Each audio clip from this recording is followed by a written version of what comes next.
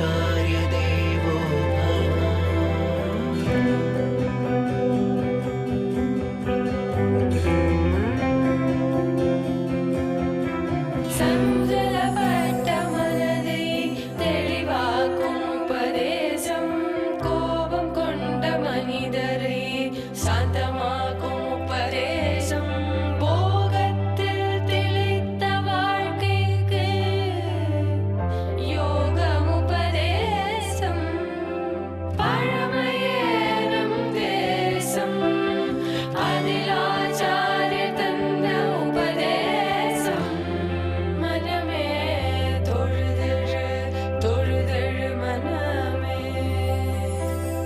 मातृदेवो भव पितृदेवो भव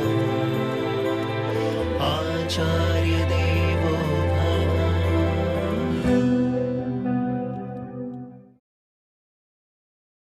வைகுந்தத்துக்கு போனால்தான் திரும்ப வருவதில்லை, சொர்க்கத்துக்கு போனாலும் திரும்பி வந்துதான் ஆகணும். திரும்ப எங்க வருவார் பாருங்க, இதுதான் முக்கியமான விஷயம்.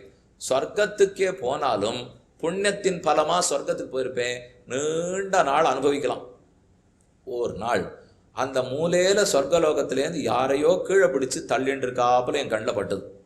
என்னது, சொர்க்கத்திலேருந்து யாரையோ கீழே பிடிச்சு தள்ளுறாளே? பக்கத்தில் இருக்கிற ரம்பாவை கூப்பிட்டு ஏன் அவனை பிடிச்சு தள்ளின்னு இருக்கீர்? அவ பதில் சொன்னா, பண்ண புண்ணியம் முடிஞ்சு போச்சு, புண்ணியத்தை அனுபவிக்கிறதுக்கு சொர்க்கத்துக்கு வரார், அந்த புண்ணியம் தீந்து படுத்து, அதனால பிடிச்சு தள்ளி விடுறோம். எனக்கு அப்பவே பயம் பிடிச்சுடுது, என்னையும் ஒரு நாள் தள்ளி விட்டுடுவீடா, நானும் புண்ணியத்தினால தான் வந்திருக்கேனேன்னா. அவள் சமாதானப்படுத்தி சொன்னா, தள்ளி விடுவோம், இன்னைக்கு இல்லை 1ஆம் தேதி நாள் குறிச்சிருக்கோம், அதுதான் உண்மை. இன்னைக்கு தள்ள மாட்டோம், ஆனால் 4 நாள் கழிச்சு 1ஆம் தேதி குறிச்சிருக்கோம். ஓ, அப்போ என்னையும் தள்ளி விடா நாள், பாக்கி இருக்கிற 4 நாளையும் இவன் சொர்க்கத்தை அனுபவிக்கவே போகிறதில்லை. இருக்கிற அன்னை வரைக்குமான சந்தோஷப்படலாம், முடிஞ்சு போயிடும் மட்டும் தெரிஞ்சது, முடிஞ்சு பட போகிறதேங்கிறதுலேயே அனுபவிக்க மாட்டோம் இல்லையோ.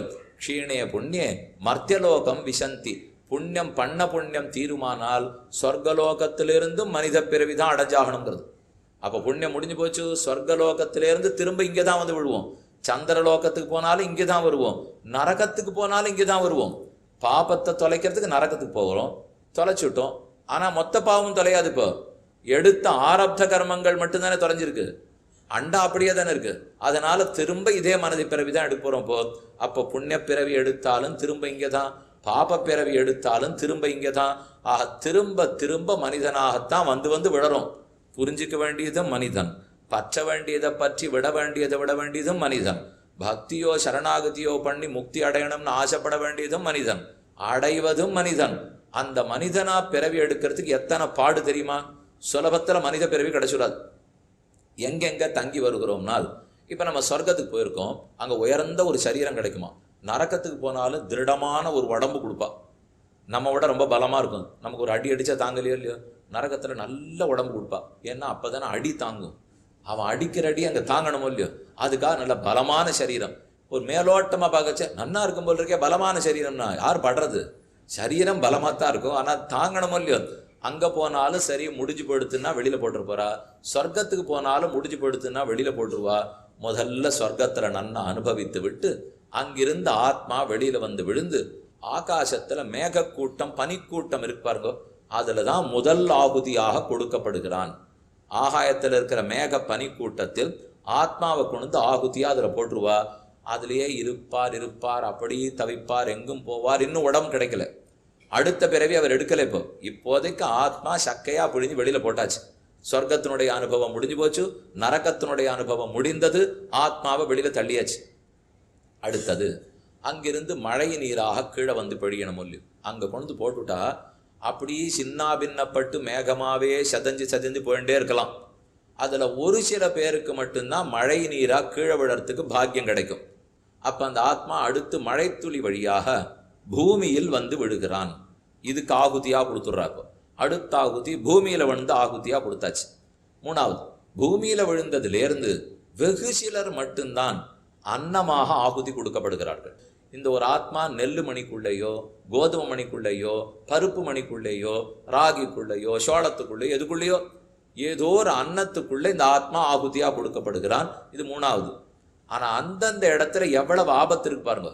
மழை தண்ணீர் மேலேந்து கீழே விடுறதே, இதில் எத்தனை அன்னமாக போகும்? அடிச்சுன்னு போய் கடலோட கடலாக போயிடலாம். அப்போ அதெல்லாம் போகிறதுக்கே வாய்ப்பு இல்லை. இப்போ கடலோட படுத்துனா எங்கேயோ தானே போய் கிடக்க போகிறது. இல்லைன்னாலும் நெல்லாக கூட போகலாம். ஆனால் அந்த நெல் களத்து மேட்டில் போரடிக்கிற சமயத்துக்கு எல்லாமே உணவாக போய் யார் வயத்துலையான்னு போகிறதா? போகாது. ஒன்றுமில்லை, வண்டி ஓட்டின்னு போயிருக்கச்சு அந்த சக்கரத்தோட ஒட்டின்னு போகிற நெல் எத்தனை தெரியுமா? அப்போ அதுக்குள்ளே இருக்கிற ஆத்மா என்ன ஆவார்? போரடிக்கிற சமயத்துக்கு அப்படி போய் விலகி விட இருக்கிற ஆத்மா என்ன ஆவார்? அப்படியே வழியில் போகிறச்சே மாட்டுக்காலில் மிதிச்சுட்டு ஒட்டின்னு போகிற ஆத்மாக்கள்லாம் என்ன ஆவா? அவ்வளவுதான். மனித பிறவி அப்போதே கிடைக்காது. அப்படின்னா எத்தனை லட்சம் கோட்டியில் ஒன்று ஒன்றா குறைஞ்சின்னு வருது பாருங்க. இப்போ எத்தனையோ கோடிகளுக்குள்ள ஒருத்தர் தான் மழை துளியாக விழப்போறார். அதில் பல கோடிகளுக்குள்ள ஒருத்தர் தான் நெல்லுமணியாக போகிறார். அந்த நெல்லில் பல கோடிகளுக்குள்ள ஒன்று தான் ஒரு புருஷன் வயத்திலேயோ பெண் வயத்திலேயோ உணவாக போகிறது. ஏன்னா எத்தனை உணவு வீணாயிடுறதுங்கிறா. பெரிய பெரிய கடங்குகளில் போட்டு வைக்கிற உணவெல்லாம் எத்தனையோ மழை வந்து போயிடுதுன்னு நம்மளாம் சாப்பிட்றதே இல்லையே. இப்போ லட்சம் இது போட்டு வச்சிருக்கான்னா அதில் 10,000 தான் வந்து சேர்றது. பாக்கி எல்லாம் வீணாவே படுத்து, அடிச்சுன்னு படுத்து, வீணா போடுச்சு, அழுகு படுத்து, எப்படியோ போடும். அப்போ ஏதோ ஒன்று ஒரு ஆணுடைய வயத்துக்குள்ளேயோ பெண் வயத்துக்குள்ளேயோ போகணும். அதுக்கப்புறம் ஆண் பெண்ணுக்குள்ள கல்யாணம் ஆகிறது. கல்யாணம் ஆன பிற்பாடு 2 பேரும் இல்லறத்தை அனுபவிக்கிறார். அப்போ ஒரு ஆணுடைய வயத்திலேருந்து பெண்ணினுடைய வயத்துக்கு அது கர்ப்பமாக போகணும். அது போகணும்னால் போகிறது லட்சோபலட்சம் அணுக்கள் போகிறதே தவிர ஒரு அணு மட்டும்தான் குழந்தைய அவர் விடுக்க போகிறது. போகிற அணு எத்தனையோ, அந்த அத்தனை அணுக்களுக்குள்ள அது கருமுட்டையை போய் சேரணும். சேர்ந்து ஒன்று தான் குழந்தையாக போகிறது. அப்போ மற்றது அத்தனை என்னாகும்? வீணாப்படும். அத்தனைக்குள்ள எத்தனை ஆத்மாக்கள் இருந்தாலும் மொத்தம் வீண், ஒன்றும் பிரயோஜனம் இல்லை. மறுபடியும் நம்ம குளிக்கச்சு அதை வச்சே வெள்ளம் வந்து விழுந்துட போகிறது. அப்போ அந்த கருமுட்டை ஒன்று உருவாகி அது பிற்பாடு மனிதனாக வந்து பிறக்கணும். அப்போ ஆகாசத்தில் போட்டது, பூமியில் வந்து விழுந்தது, நெல்லுமணிக்குள்ள போனது, ஆண் வயத்துக்குள்ள வந்தது, பெண் வயத்துக்குள்ள போனது. இந்த 5வது இடம் பாருங்க. இப்போ 5வது ஆகுதி பெண்ணின் வயத்துக்குள்ள கொடுக்கப்படும் போதுதான் மனிதனாக அவன் உருவெடுக்கிறான்.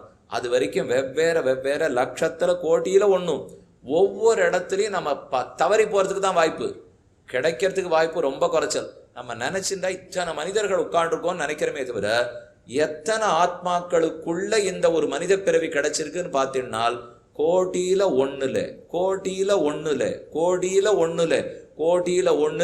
ஒண்ணு. அப்பனா எத்தனை பூஜ்யம் போடுறதுன்னே தெரியாது. இப்போ நம்ம பார்த்தா நம்ம பாரத தேசத்துல 125 கோடின்னு சொல்றோம், 900 கோடிங்கிறோம். 900 கோடி மனிதர்கள் இந்த பூலோகத்தில் இருக்கிறதுக்கு எத்தனை பேருக்குள்ள 900 கோடின்னு கணக்கு பண்ணினால் அது 99,109 கோடியா கூட இருக்கும். அத்தனை ஆத்மாக்களுக்குள்ள வெறும் 900 கோடி தான்.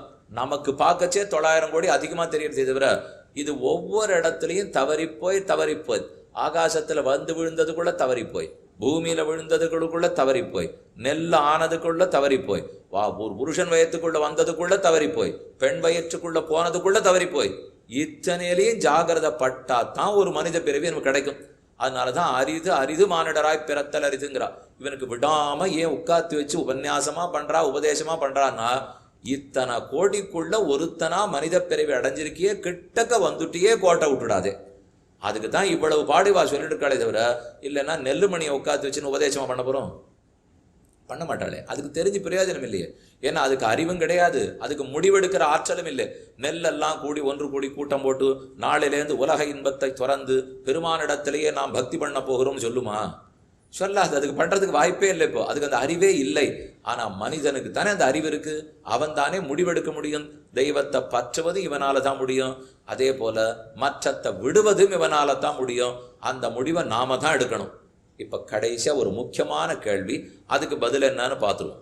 கபூய சரணாகா கபூயாம் யோனிம் ஆபன்னேரன்னு, ரமணீய சரணாகா ரமணீயாம் யோனிம் ஆபன்னேரன்னு உபனிஷத்து அழகா சொல்லுது. சாந்தோகி உபனிஷத்து, பிருகதாரண்ய உபனிஷத்துலாம் ரொம்ப பெருத்த உபனிஷத்துகள், ஆழ்ந்த அரிய பல கருத்துகள் இருக்கிற உபனிஷத்து. அதை மெதுவாக நீங்கள் படிச்சீங்கன்னா ஆரம்பத்தில் கஷ்டமாக தான் இருக்கும். பள்ளிக்கூடத்துக்கு போனால் 22 வருஷம் படிக்கணும். 3 வயசு கொண்டு போய் சேர்த்தா 25க்கு தானே வெளில வரா. 22 வருஷம் படிக்கிறோமா இல்லையா? ஆனால் ஏன் ஆன்மீகத்துக்கு மட்டும் 22 மணி நேரம் கூட வைக்க மாட்டேங்கிறோம்? அது 22 வருஷம் வைக்கிறோம். எல்லாரும் தவிச்சுருக்கா. 10 நாளா தமிழகத்தில் எல்லா பள்ளிகளும் விடுமுறையாக போச்சு. அடுத்த பரீட்சை என்ன ஆகுமோ தெரியலையே. காலாண்டு தேர்வு தள்ளிப்படுமா, அரையாண்டு தேர்வு தள்ளிப்படுமா, தினமும் பத்திரிகையில் போடுறான். அதே மாதிரி ஆத்மானா யாருன்னு ரொம்ப நாளாக தெரிஞ்சுக்கவே இல்லையே. மனித பிறவி ஏன்னே தெரிஞ்சுக்கலையே. ஏன் காம கர்மங்கள் பாப புண்ணியன்னு தெரிஞ்சுக்கலையே. அது எப்படி தொலைகிற பக்தி யோகத்தை பற்றி தெரிஞ்சுக்காமலே ஒருத்தரும் கவலைப்படுறதில்லை. சதாபிஷேகம் ஆறவர் கூட கவலைப்படுறதில்லை. ஷட்டப்த பூர்த்தி அன்னைக்கும் கவலை இல்லை, சதாபிஷேகத்தன்னையும் கவலை இல்லை, 100 பிறவி எடுத்தாலும் கவலை இல்லை. ஏன் கவலை இல்லைன்னா இந்த பூலோகத்தினுடைய பண்பு அதுதான். இது என்ன பண்ணாலும் மறைக்கும் மறைக்கும் மறைக்கும். தெய்வத்தையே நம்ம இடத்துலேருந்து மறைச்சிடும். நாம தான் ஜாக்கிரதையா இருக்கணும். இப்போ ஒரு கேள்வின்னு சொன்னேனே, நாம ஏற்கனவே பாவம் பண்ணியிருந்தோம்னு வச்சுக்கோ, அதன் அடியாகத்தான் பிறவி கிடைக்கும்.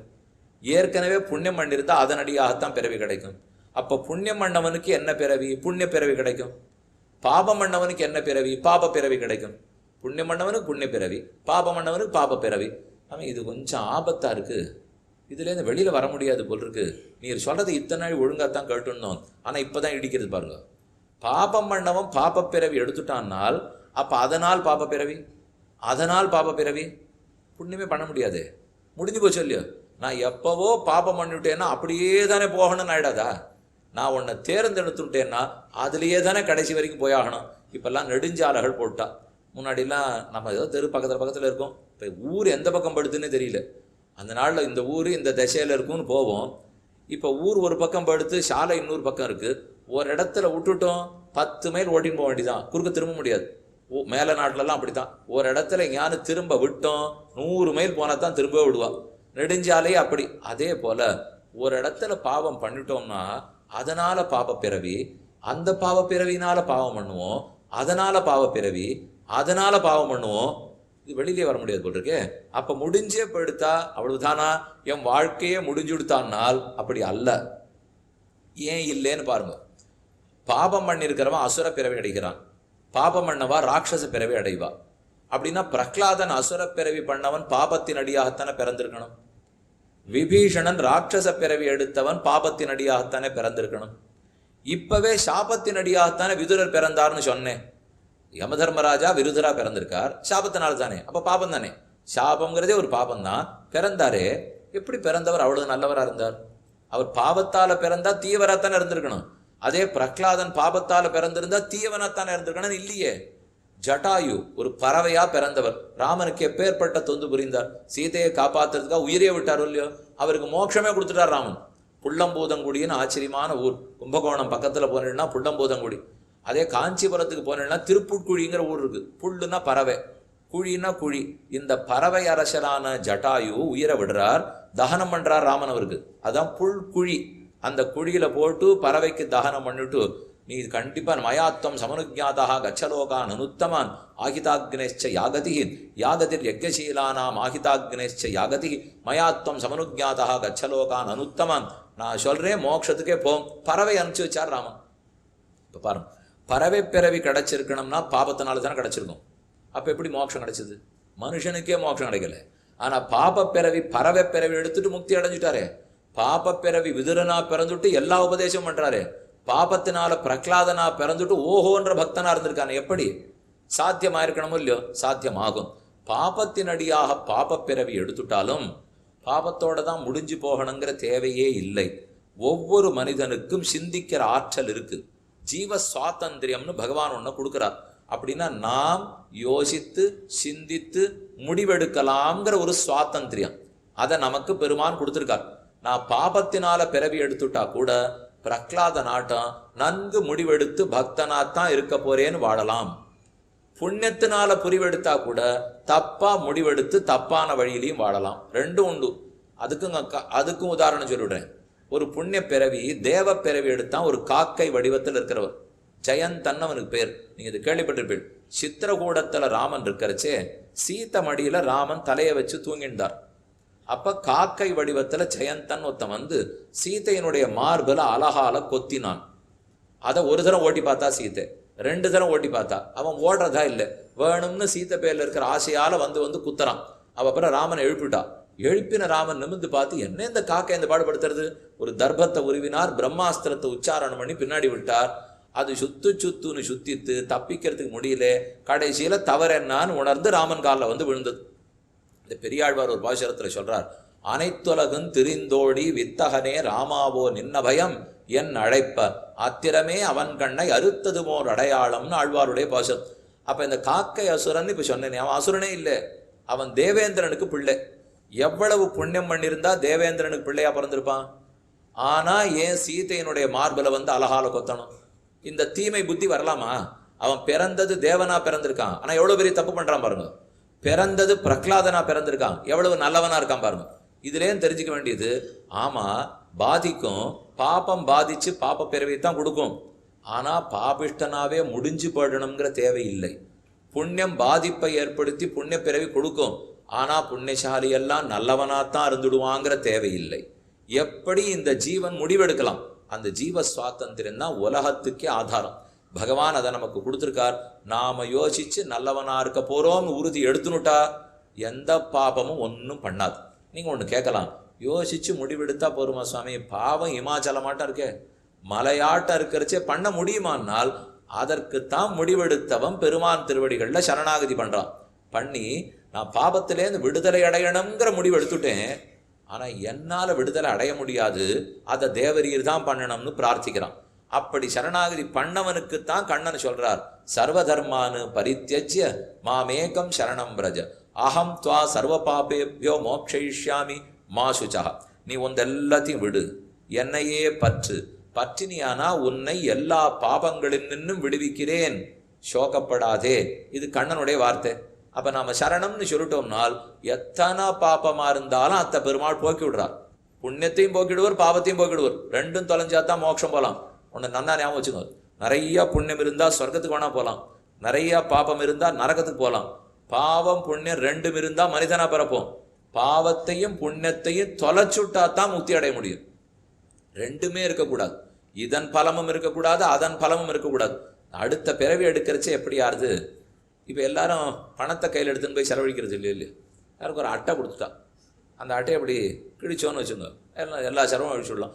அதுக்கு இப்போ எங்கேயான தங்கணுன்னாலும் அதுதான், சாப்பிட்னாலும் அதுதான், உடையெல்லாம் வாங்கணுன்னாலும் அதுதான், எதுக்கும் அதுதான். இப்போ அதில் எங்கள் அட்டையத்தான் வாங்கணுங்கிறதுக்காக நிறுவனங்கள்லாம் என்ன பண்ணுறா, எங்கிட்ட எத்தனைக்கு எத்தனை செலவழிக்கிறியோ அதனால உனக்கு சில புள்ளிகள்லாம் தரேன்.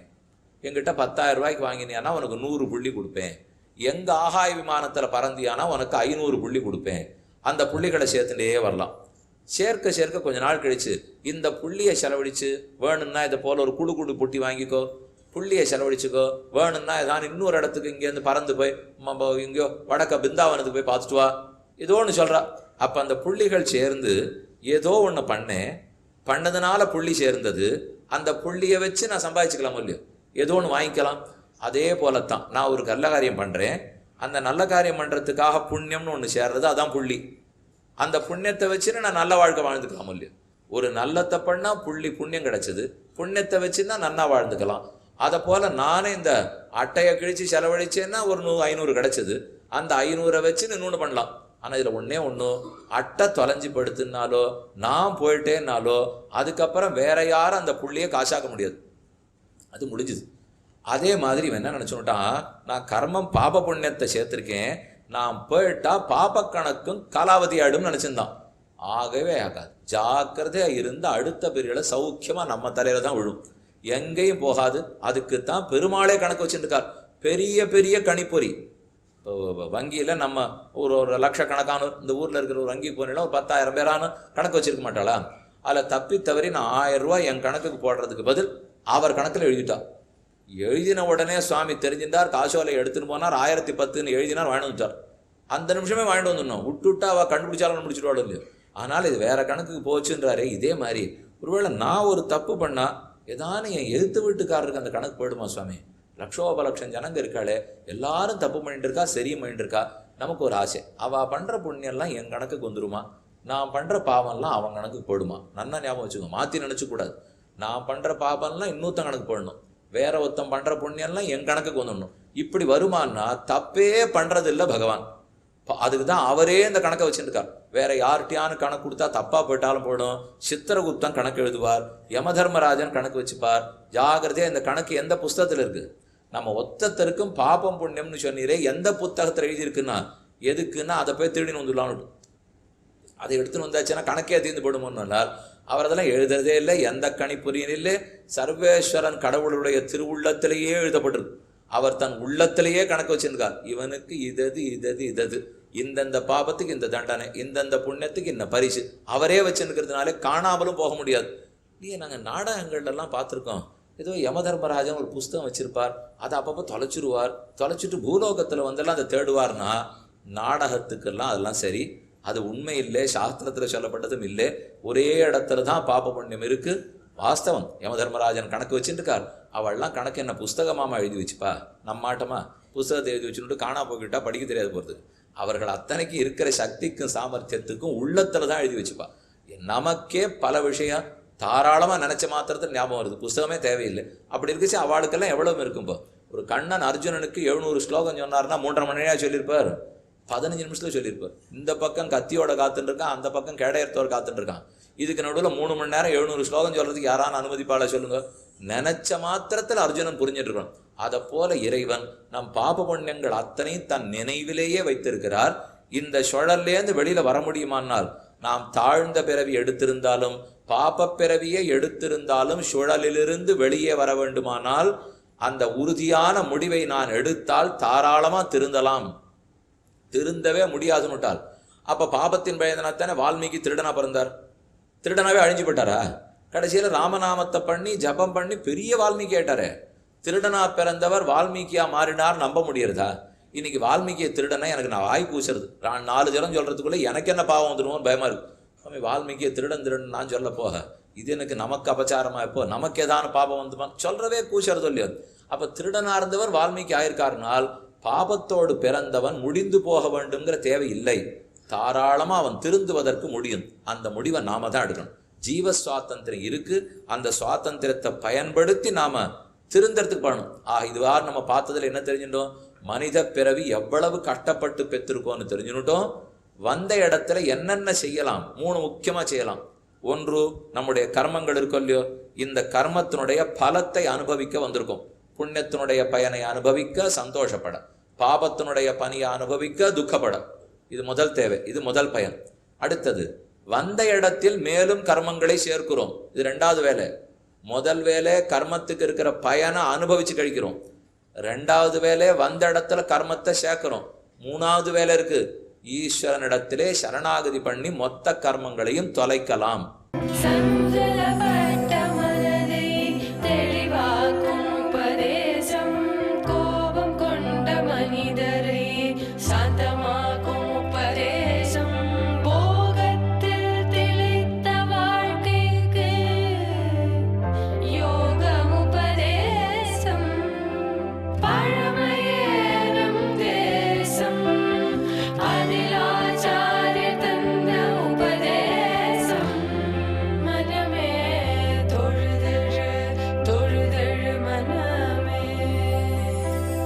मातृदेवो भव पितृदेवो भव आचार्यदेवो भव।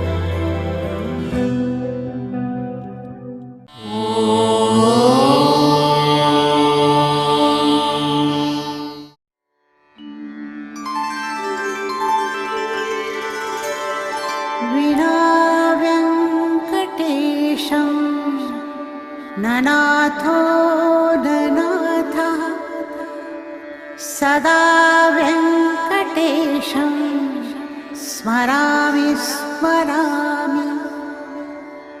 हरे वेङ्कटेश प्रसीद प्रसीद। प्रियं वेङ्कटेश प्रयच्छ प्रयच्छ।